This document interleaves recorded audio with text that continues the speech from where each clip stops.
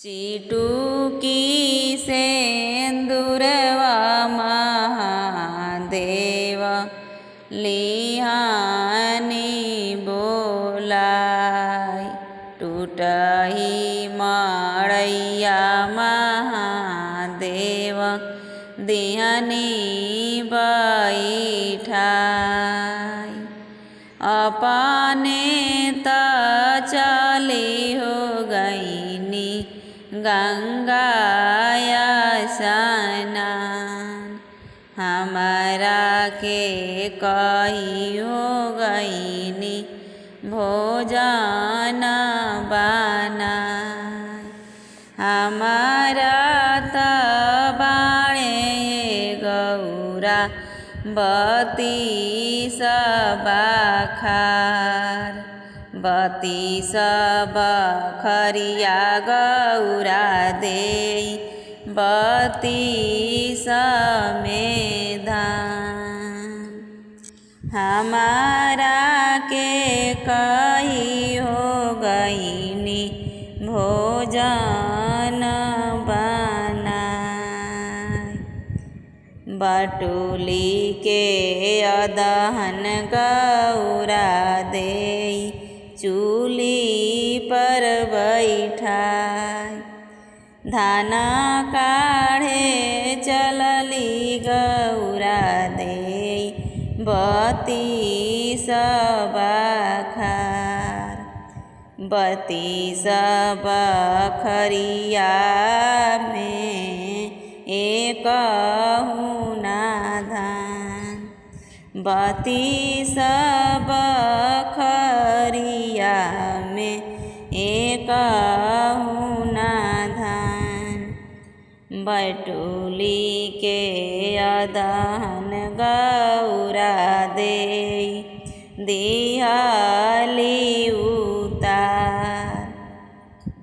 पाँच खोजे चलली गौरा देई नग्र संसार। अरे ऐसन नग्र भिखरिया देला न उधार।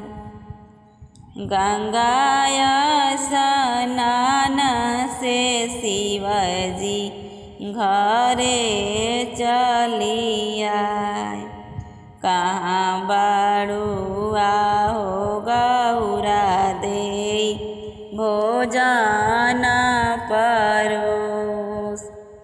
कहाँ बड़ुआ हो गौरा देई भोजन परोस। रौरा त बाणे महादेव बती बखार। बती बखरिया महादेव एक ना धान।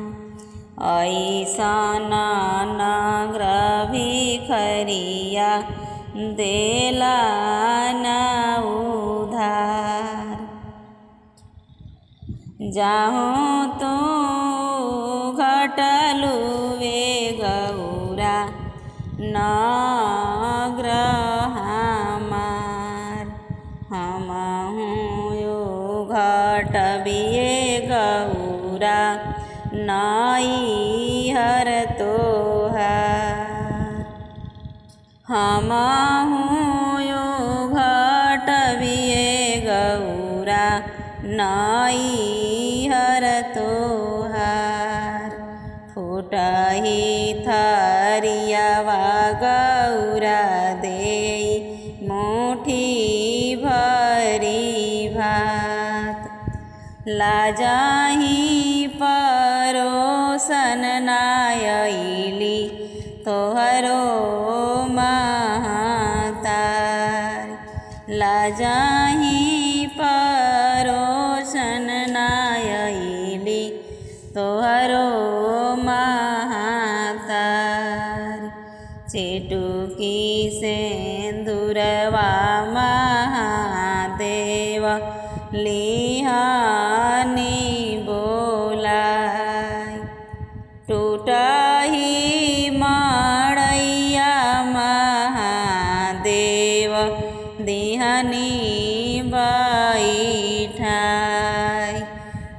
ताही मड़ैया महादेव दिहनी बैठा।